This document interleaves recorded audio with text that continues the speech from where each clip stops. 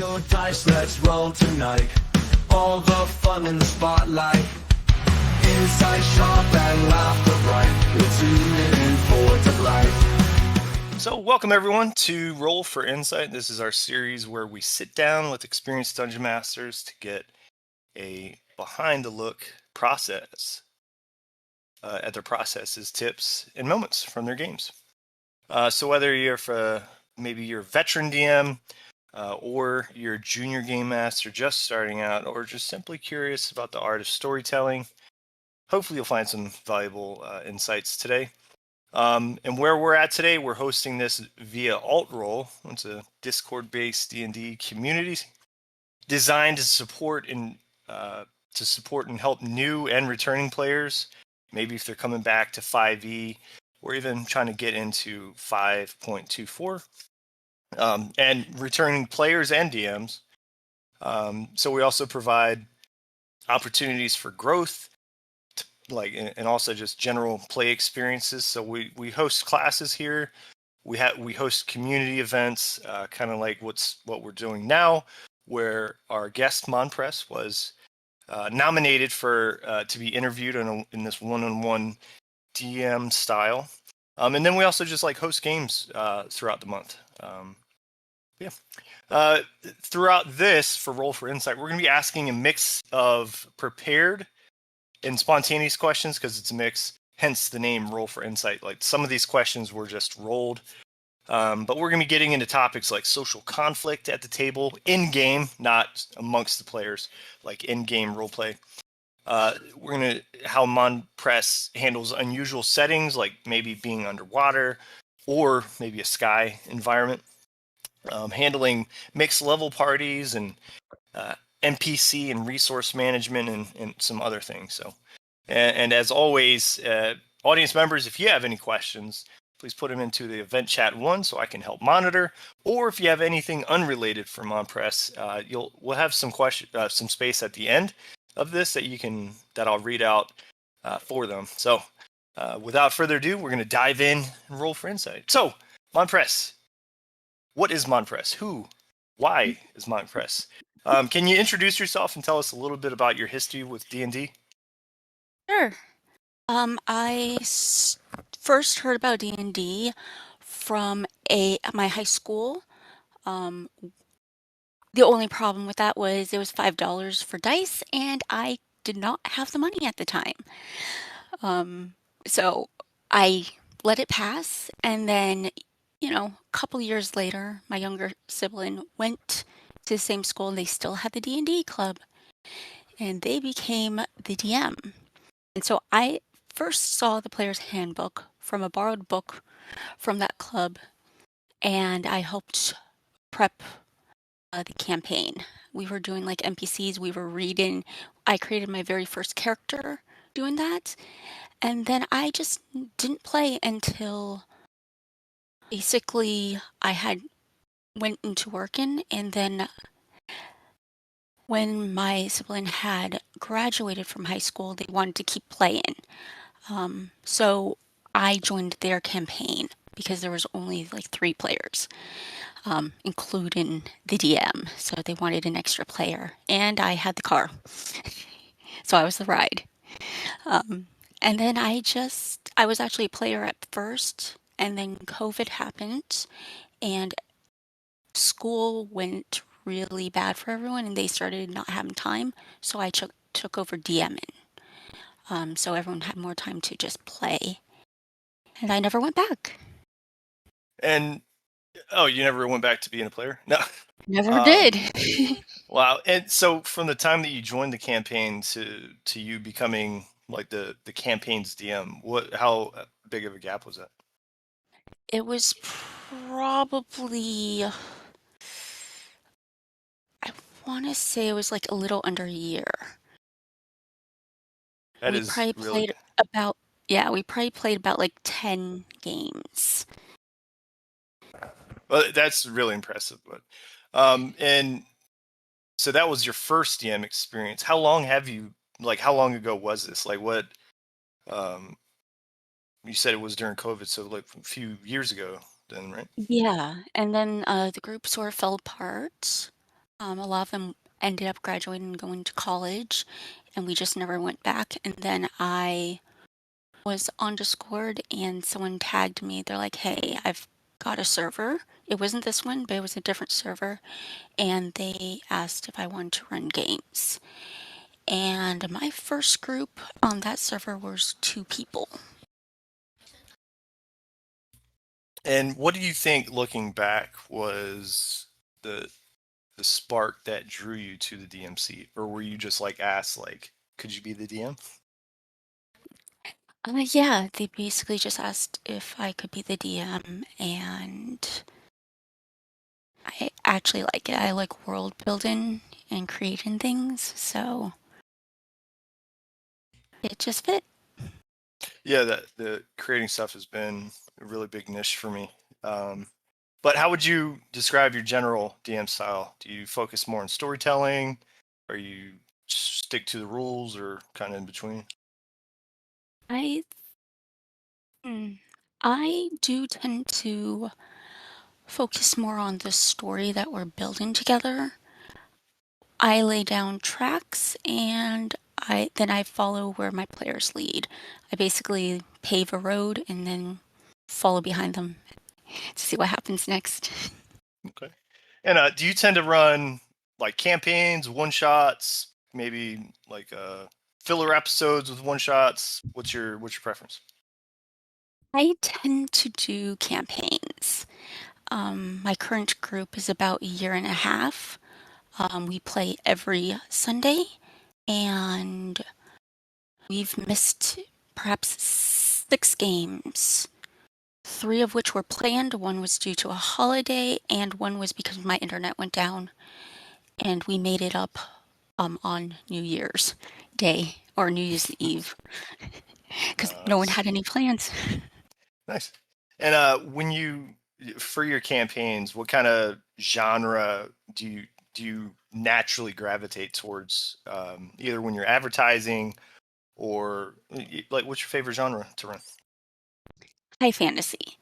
I like lots of magic. I like impossible tasks. Um, and my players actually wanted a realistic sort of gritty, so I'm trying that out right now. It's going all right. Okay. Well, now that we know a little bit about you, we're going to start digging into the core questions. So these first few are going to be about you as a DM generally. So how do you handle? And the context of this is like social and political conflict, but it's not like amongst the players and real politics. It's like political conflict in the game. How do you handle like in-game political conflicts, if at all? So I had a player who actually didn't really play D&D. They got dragged in by their siblings, and they really weren't sure what they were doing. So they wanted to play an urban bounty hunter. And the other player, their sibling, decided to be their target without them knowing, under an assumed name. So we had that going in the background for like, gosh, 4 or 5 levels before they even realized this was his target. And the amount of interplay between them, both of the players knowing that they were the target, but their characters not knowing, actually led to some really fun role play moments. But my players know that I don't really allow player versus player. We have broken that rule a couple times. Um, Once when someone got possessed, and then another time when we had a new player join in, and they interrupted his assassination attempt. So he was mostly just trying to get away, and the other one was after him. And then it got solved by talking and the spell hold person. So they are actually very respectful for not fighting each other really, or if they do, we have a little spar rules where basically they roll dice and whoever has the highest dice roll gets a point or a touch, kind of like if they were fencing. I never consider that. It's pretty interesting. I think I've seen PvPs. The first time I saw it was settled was the DM gave them like a stat block. Said, "Hey, here's your new stat block for the next few minutes, and all of your allies are now enemies." And then go, like snap fingers down. But no, that's great. Um, what would you say your approach to running a session in a non-standard setting would be? And this could be maybe if it's something your players kind of like off the cuff ask you, like, "Hey, I want to jump in the water," and now you have to deal with stuff underwater, or maybe flying creatures. Like, what's your approach to running sessions with those? Well, two of my players were fairies, and they decided to fight an ancient amethyst dragon in the air. That was fun. Basically, I treat it like land combat, except in 4 dimensions. It's a little harder for the people on the ground because they cannot engage really. But a lot of them would use projectile weapons, and one decided they didn't want to fight the ancient dragon and jumped off the boat into the water. And so we sort of bounced between the sky battle and how he was trying to swim away because he didn't have any spells that would allow him to breathe underwater. That was fun. And how long of that session of in the air, um, like of that one session, or how long did that session last? Of them actually staying in there? I'd say it probably took us a good hour to get through it, like 30 minutes to an hour just for the whole battle. Nice. All right. And how would you? uh, Let's say, have you ever ran campaigns or encounters with mixed level party members, or like PCs? One PC's level 5, maybe one, and maybe expand out to uh, like a wide difference, like maybe a level 5 and a level 2, or a level 10 with a level 5. Have you ever done that before? We're currently doing that right now. One of my players' characters is MIA, so they are playing an NPC right now who was level 2. The rest of the party is level 9 and 10. They have gained 2 levels since for within one campaign session. And how would you say DMing for that? Like any words of It advice or anything that you've picked up? well, one thing is it's not that different than running with the regular group. Um, I do aim to make my encounters deadly by any like CR counter. But I've never actually killed my players except for once. And that was a whole mess. And the player wasn't supposed to be dead, but they threw a hissy fit. So we're not going to get into that. But I've actually never killed a player before, even though I do actively try to kill them in the game. Um, Usually the players are pretty good about self-regulating. They know what they can't and can't do. Even my newer ones, that even when I have to act, I'm like, sometimes they'll be like, "Oh, right, I can't do that because I'm not the right level now. Can I do this instead?" And I'm usually like, "Yeah, it's fine." Okay. And yeah, and we have I actually have a question directly related to what you just had mentioned about players being like having an attachment to the character. So, Mm. but I'll ask you that in a bit. So we've established that you run campaigns, and this can apply to DMs that use one shots to this next question. But how do you keep track of NPCs, especially in a campaign where it's like you have basically a whole library at towards the end of it at least? How do you track NPCs in your world? Well, I have a decent memory. I don't remember names very well, so I tend to write them down, but I also use, I'm not sure how you actually pronounce it, but it's an online app. It's spelled Kanka, like Kanka. It's free and it allows you to link things together. So I can create a town and then I can link all the NPCs in the town there so I can find them again. But also, I just remember Simon is Yurskon's butcher friend, and I have a mage who owns a magic shop in Ocean Crest, and he can detect spells by licking them. Like lick, Yes, like a lick a he tongue. licks. Yeah, he licks the magic item, and they brought him like this ring, and he just licks it. He's like, "Oh, this thing is cursed," and the look on their faces. Well, we play online, but I could just imagine. And this It is was really funny. a PC that gains this power. They're like, hey, mind your No, business. it was an NPC, but yeah. Okay, Uh, all right. And I found the Kanka.io. I personally have not heard of this. It does look similar to some tools I've seen. And Kanka yeah. is a world building website that you can plug in. So yeah, that's great. And we do have some questions, follow up questions to your flying encounter, flying enemies. Um, how do you ensure that there's so with your flying encounter, how do you account for make sure your non-flying flying players have something to do? How do you ensure that they have something to do?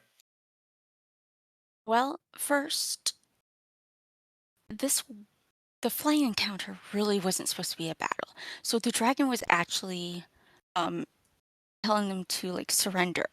Most of the party was either not there or were surrendering. So they were kind of took themselves out of the fight, but for that one, I have allowed players to use stuff like Misty Step to try to land on the flying creature's back, if it could. When they were fighting some harpies, later on, the harpies actually took off flying, and the wizard took after them using fly. And so the others were basically following on the ground. Um, to be totally fair, they usually manage to catch them before they can fly too high, or they just escape to come back and bother the party later. But yeah, a lot of the flying or even underwater encounters I've had where we've had like monsters or like dolphins and stuff bothering the party. The dolphins were just curious, but like you kind of have to remember that I play the monsters like how they would react. So if they're getting beat up, they will take off. Um, and usually my players are really inventive about finding stuff. So like they were on a ship for that flying dragon counter. Someone climbed up the mast, and that would put them on pretty even footing. Maybe not enough to be in melee range, but most of them have like ranged weaponry or spells. And if you can get, within 60 or 120 feet by going up and then aiming up, you're still in range.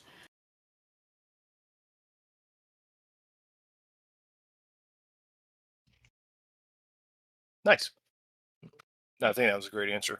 And essentially, like it gets into delving into like theory of the mind. Like, yeah, you're about 60 feet. um, my next question is probably going to fold over into the last one about no about the management for NPCs.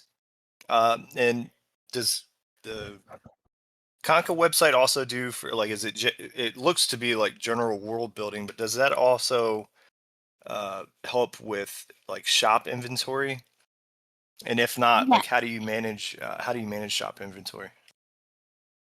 Yes. So each location allows you to add things. So on the side, there's something called inventory. And so you can just put down the inventory, how much it costs. Sometimes if it's specialized gear, you can just make a note. It's like there's only one of these. I have like rummage shops or like antique shops, so these might be the only item they'll ever find of this. And so I, or like they're like, artifacts and stuff. So like sometimes they'll be in the shop and they can buy it, especially from our antiques dealer. But yeah, I just put what it does and then I can link the actual item to the inventory. So I can create the item in like under gear and then just link it over. So I can just put the name there. And then if I need to figure out what, Auntie's top hat does, I can click on Auntie's top hat and realize, oh, yeah, this was, she was a charlatan and she used to pull rabbits out of it or something. Wow. No, and the more you describe Kanka, it sounds similar. And I only know Obsidian by stories of what I've heard. I haven't tested it myself. It seems like it's kind of like Obsidian too. But no, that's pretty unique. Because with the shopkeeping stuff, I also try to, because players will ask for something really specific and something like, well, I'm asking for this because I'm a ranger, paladin, whatnot, and I'll usually try to connect some way to their background of, if it's not like a straight up Walmart of D&D, like, hey, if you go to this temple, somebody there will have it. No, Yeah. it's interesting. Yeah. And then you can also just, if you don't like the inventory feature, you can just make a post and just link all your inventory in there. So if you just want it in one, like the main sheet, you can just open up a tab and just post it there. Nice. Awesome. So there's always chatter about popular trends in the D&D community. Kind of like what's the best play podcast, what the best subclass is, or new ways that people are homebrewing rules. But what is something that you have found interesting that you're currently tracking in the community right now, like in the D&D community? This might sound horrible, but I don't. No, I that's an acceptable answer. I mean, don't if you want to talk about what the really, best subclass is, that's fine too. I don't really keep track of like growing trends and stuff unless my players bring it to attention. I've had someone threaten to use silvery barbs, and I'm like, sure, in moderation. And if I think you're overusing it, my monsters will just veto it. And they're like, wait, really? I thought DMs wouldn't allow it because it's highly overpowered. I'm like, hey, if you want to use it and you use it in moderation, I don't care. Yeah, As long as we're all having fun. you call them on the bluff and say, you get to use it, I get to use it. So, no. Yeah. Nice. All right, so we're moving from general into, these are going to be creative design questions. Maybe some thought-provoking questions, but do you think players have a say in the overall plot of the campaign, or even like narrowing it down to should they have a say in the general direction of the next session? Well, don't tell my players this, but um, all their choices have led them to this current path they are on. Um, all I had was a plot hook to find what happened to this winery, which totally got ignored. And then now here they are planning an assault against the Queen Yolanda of the 12 Kingdoms because they have realized that she's basically attacking people and killing them. And they didn't really like it. They also, I tied in the backstory of one of my players who is the sole survivor of his village that got burnt. And that ended up tying up nicely into Queen Yolanda's plans. So they're they actually got sidetracked so bad. They're halfway across the continent from where they should be. But it's their choice. Nice. And do you think a campaign always deserves like a very clearly defined villain? Or do you think your threats should be vague and emotionally complicated like a flamingo with psychic powers? I think it depends on what your players want. My players wanted a main villain, so I gave them one.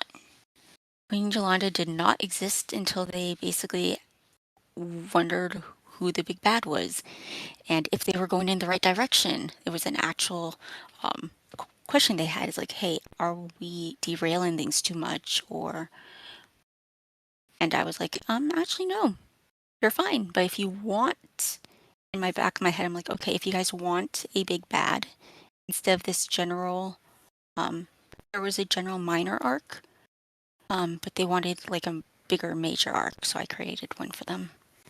I hope they're not watching this or listening to it. No, I mean, we're all growing, so it's fine. And what's this next question might be connected to the highest level that you've campaigned for or that you've DM'd for.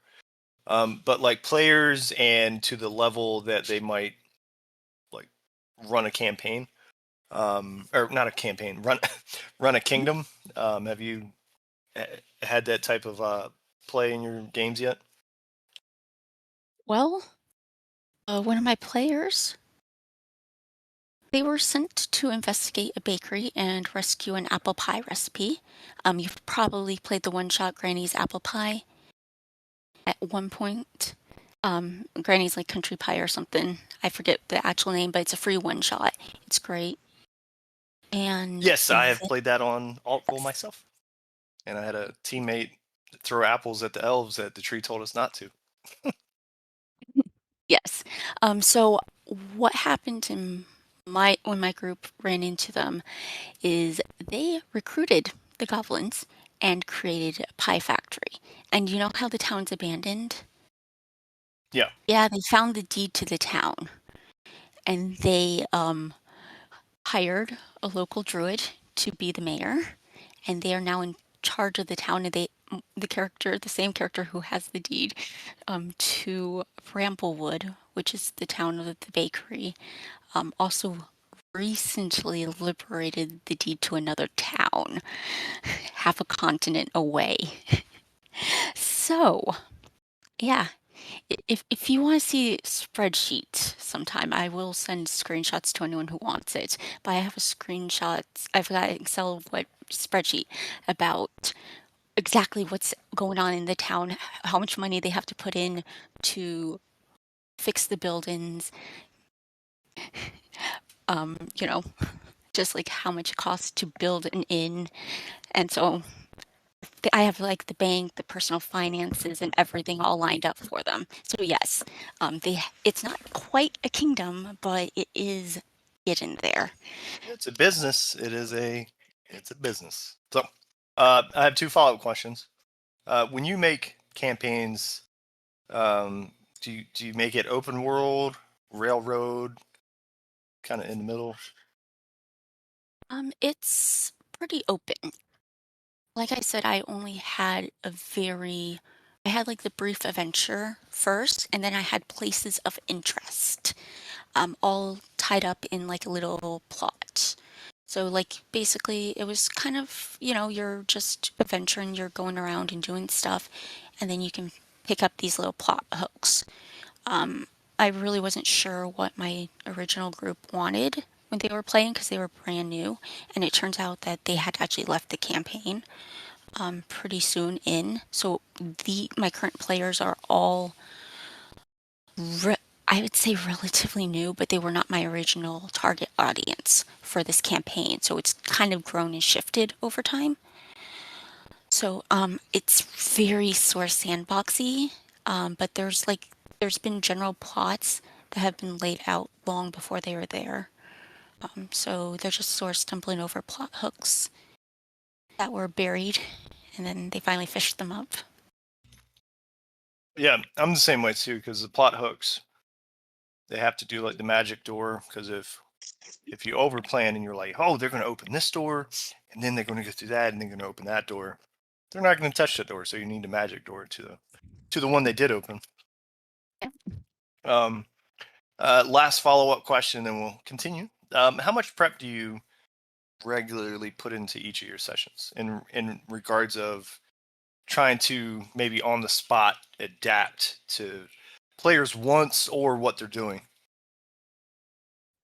So I usually know where I think the session is going, and then my players tell me otherwise. Which is probably general consensus for everyone who plays D&D, but I usually figure out what's going on in the game that all the NPCs are doing are relevant. So if they are supposed to be going to a party with a bunch of nobles, I will know like maybe 5 things of what's going on in the background. Sylvie, Alden's childhood best friend, is there. She doesn't want to talk to him. And there's the gossipy old woman on the side. There is Jack, your scon's father, who is doing a business deal. There is a plot to kill the king. And there is someone who is trying to kill a necromancer. Hidden is a servant. And the players only ran into maybe like 2 of these plot points. But it was all happening in there, and it was still happened. It just never interfered with the players. But next time they go back and talk to these people, the king could be dead if the assassination plot continues forward without them stumbling over it.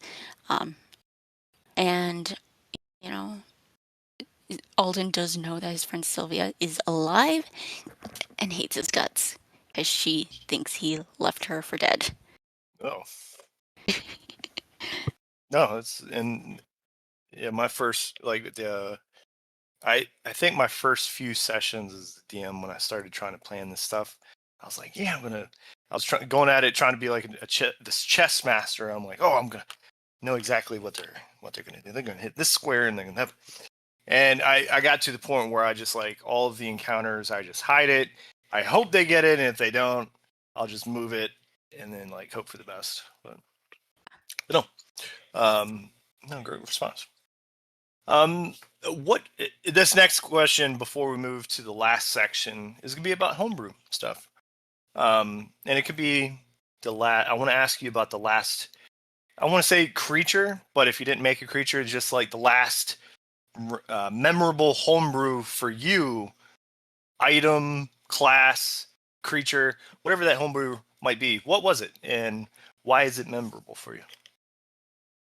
Well, I've got the basilisk, the barnacle geese. They are what brings sailors to the afterlife, basically.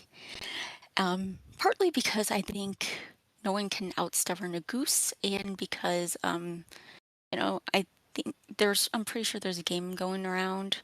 I didn't play it, but I think it's like the Crazy Goose game or something, where the geese are just like menacing people. I'm like, that would be really fun. Except instead of like a Grim Reaper, it's a goose.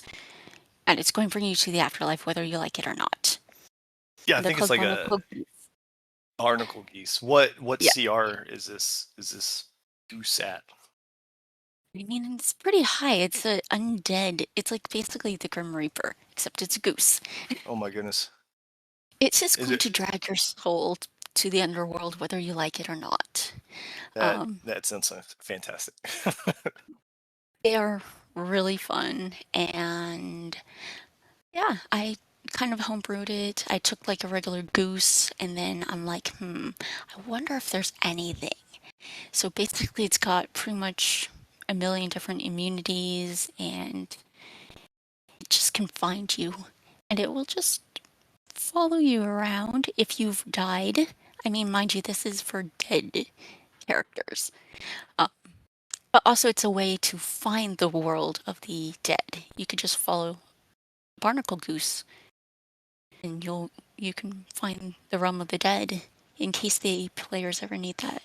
But my favorite homebrew item is the boots of 7 leagues. They're 7 league boots basically. Except I had a very fun conversation with my player about how large is a league. We decided on 21 miles, but I was like, it'd be really fun if you used the other definition of league, where it ends up you're like lapping the world for like, I think it's like 2 laps or something, and then you end up in a random location. That was very fun. It hasn't hit the game yet, but it's planned. And your barnacle goose is getting some nicknames. I'm just going to read a few. The Black Geeser, the Grim Goose. This one's mine. My nickname, I came up with it. The Grim Honker. Hell's Honker. But no, it's great. Barnacle Goose. And maybe follow more for at the Homebrew channel here on Altrole. Maybe we can find it there one day. So these last few questions, and then we're going to get into closing about advice and anything that you wish you were told as a new DM. How do you deal with a player? If you've never had this happen, you can just say skip. How do you deal with a player who wants to leave the campaign early? Do you give them a respectful send off and handle it off screen, or do you just say rocks fall, you're free now? So we had, and this goes back to the very ill-advised fight with the Amethyst Dragon.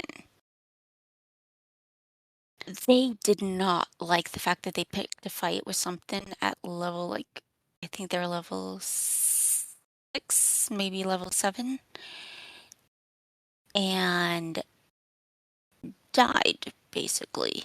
He got roasted. Technically, I had told them that it was non-lethal. He's just trying to catch you and bring you to justice because you stole something from his hoard and he wants it back.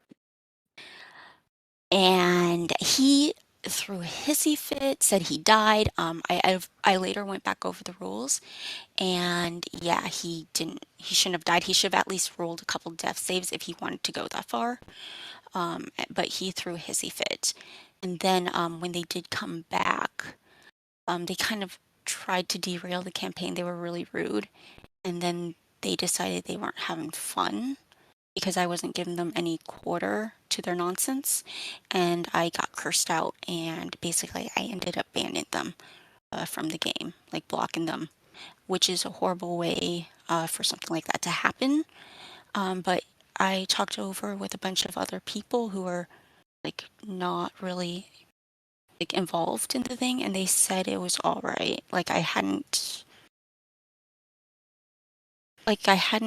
badly like I hadn't taken away their agency. I still let them go through with what they wanted to do, and it was up to them to respectfully leave. But I have had people step away for work issues, and I said, okay, yeah, so what do you want your character to do while they're gone?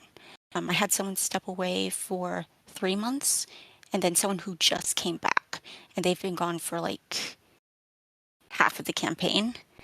They were in the Feywild. Actually, both of them were ended up in the Feywild, um, doing different things during that time. And so when they came back, one of them popped out of a tree. A little door opened and she popped out in the middle of a fight, which was hilarious because the new player didn't know who they were. But the rest of the players were like, "Where have you been?" She's like, "I'm sorry, the Queen of the Fae called me to a tea party and I couldn't exactly say no." And then the other one is got sucked into the dreamscape we're in right now, and so he's joining the game again because he had a work issue. Okay. First off, I want to say I'm sorry that you got a response like that, but I think you handled it with grace and as you should, because it could just be session 0, like, hey, let's stop the game, talk. But because the dice does what dice do, and sometimes the players might say, hey, I want to come back later. That's when you can just say they go on a, I don't know, pilgrimage of some sort. I think he handled it with grace, and again, I do apologize that it happened. So, the next one, there's a follow-up question. How do you shut down player nonsense without interrupting too much? I'll answer this for if you want to add on to this. If somebody's interrupting a session, as a DM, you're supported by the DMG, Dungeon Master's Guide. You can just, all right, everybody, we're going to take a break. And then that's when you can kind of have like above table talk of like session 0, table talk, conversation, communicate. You want to communicate. What are you doing, buddy? Monpress, if you want to add anything to that, it was a question that you got, but. So when someone's disturbing, I usually politely shut it down. Sometimes I'm like, okay, does this have to be now, or is there something we're missing? Like, you keep telling me this, but what am I not getting? Because you keep repeating the same thing. Sometimes they want to do something and they're not sure how to word it, especially if they're a new player, or if, you're all speaking English and maybe this isn't their first language. Happens on online communities.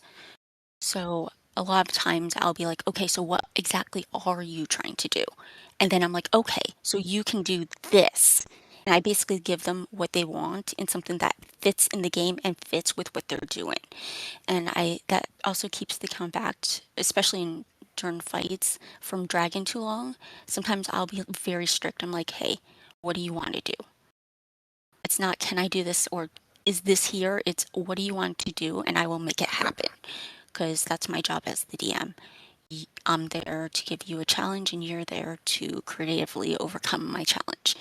And if you don't know quite how to do it, it's my job to let you do that within the rules of the game, of course.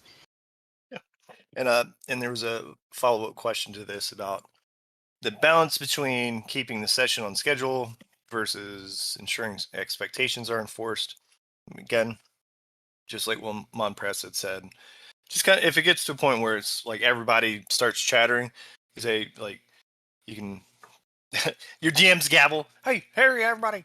But just if it comes to a point where the game needs to come to like a halt, like hey, everybody, listen. But it's communicating some things like hey, well, if it you're gonna have to talk amongst like hey, is this something that we need to talk about right now? Can we talk about next session so I can have some time to kind of absorb it? But yeah, great response, Monpress. Appreciate it. This last question that I have before we get into your closings is going to be: how do you keep the game moving when players are indecisive or under that famous analysis paralysis? What do you do? Oftentimes, when my players are indecisive, they don't know what's going on.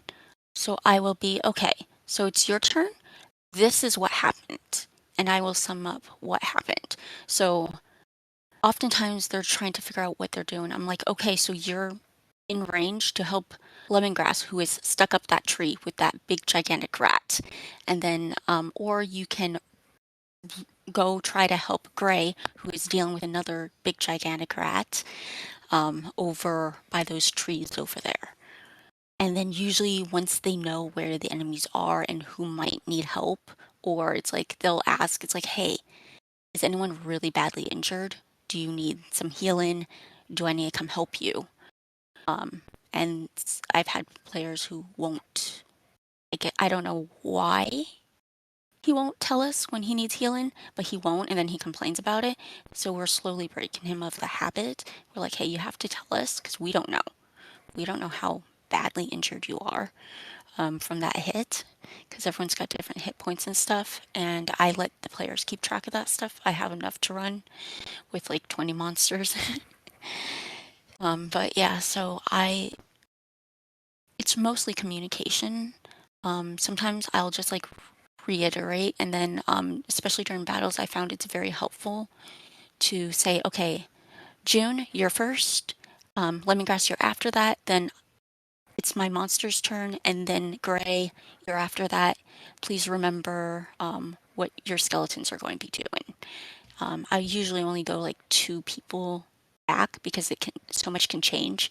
Maybe the monster you were planning on hitting goes down because someone rolled a critical strike, and everyone shares, rolls dice, and everyone's like happy, but all of a sudden your plans are toast. But yeah, so I usually just reiterate what's going on and then ask them what they want to do. Or sometimes if it isn't in the middle of a fight and they're like, well, what do you want to do this session? And they're like, I don't know. I'm like, okay, so you're in town. Did you want to go shopping? Did you want to talk to that shopkeeper last time? Did you want to go to the guild hall and get your next job? And then I'll give them like 3 options, all of which I already have prepared or know what's going to happen. And then they'll usually pick one of those. Or sometimes they'll be like, oh, right, we are in town. Can I go do this? And I'll be like, sure, go ahead. Nice. So essentially, just like, what are you trying to do? And then, bam, like talking out of character.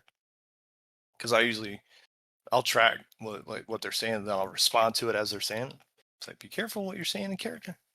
But essentially, even like, what are you trying to do? Let me help you get to that. But no, that's great. So we are at the 45-minute mark.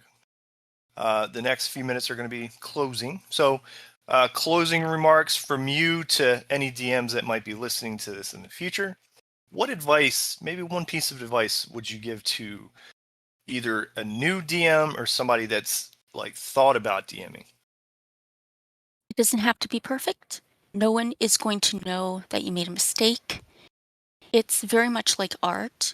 You might think it looks horrible. You might have messed up that paint smudge. Maybe that tree wasn't supposed to be there and you added it because, you made a smudge. But you know what? As long as everyone's having fun and you're included in that, you are a player as much as everyone else. As long as everyone's having fun, it doesn't matter what happened during the session. Everyone's going to remember, that crazy thing that happened. They won't remember years from now how hesitant or how you messed up something, especially if you just roll with it. I once messed up my pronouns. I first said she, and then I said he, and the players jumped on the second person that didn't exist before I tripped over my pronouns. So suddenly there was a female bad guy and a male bad guy who were both fighting each other, and the party was stuck in the middle.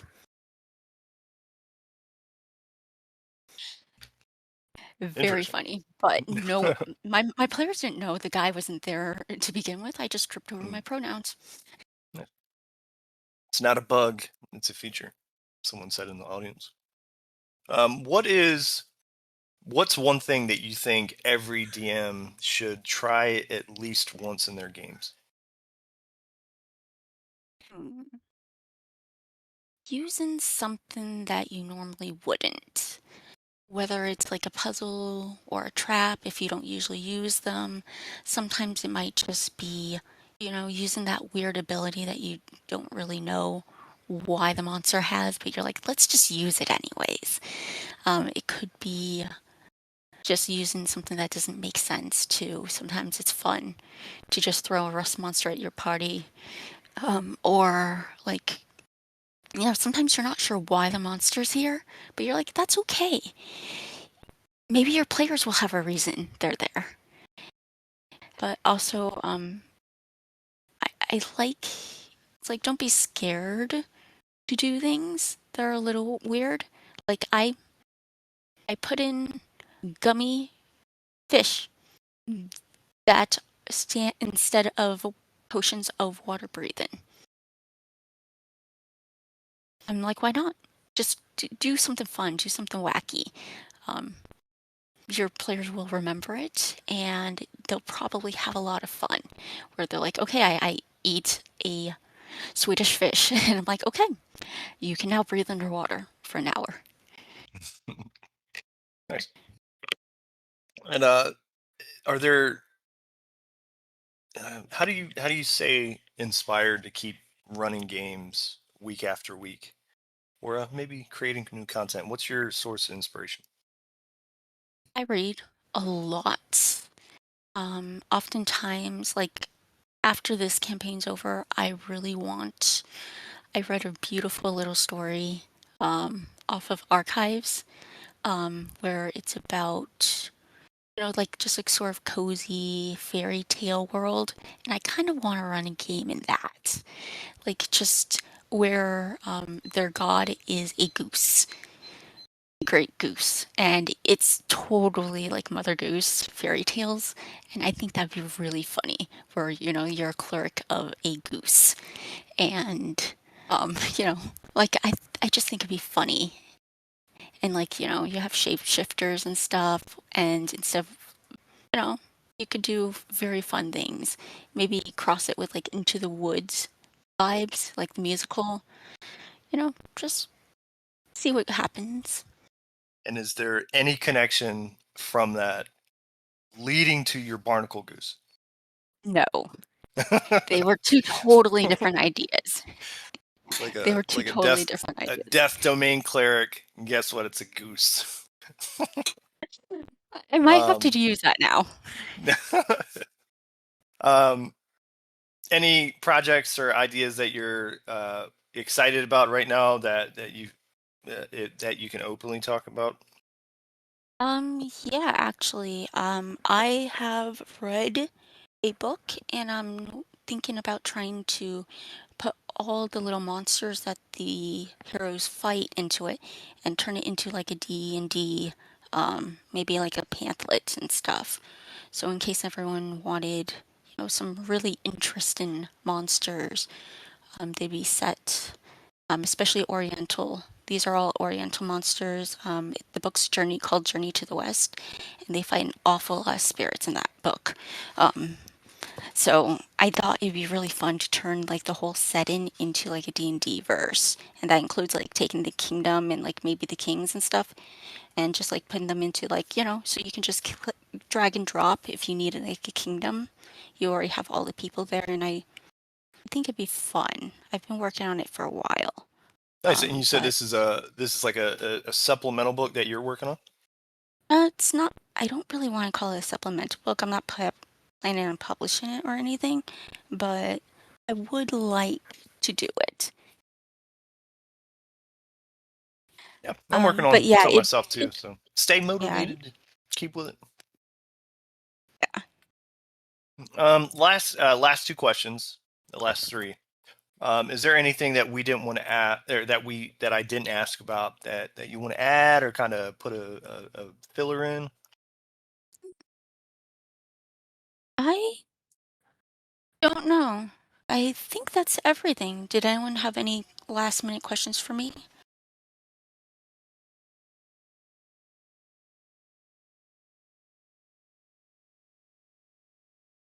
Some people are typing, but while they're doing that, where can people find you at here on Altrole? Like what channels do you spend a lot of time in, or spend most of your Um, time in while you're here?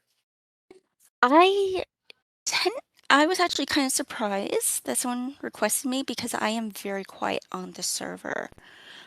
I do look in pretty much all the channels, and sometimes I do listen in on like the lessons and stuff just to brush up on stuff, especially the newer content because I still run the original 5e.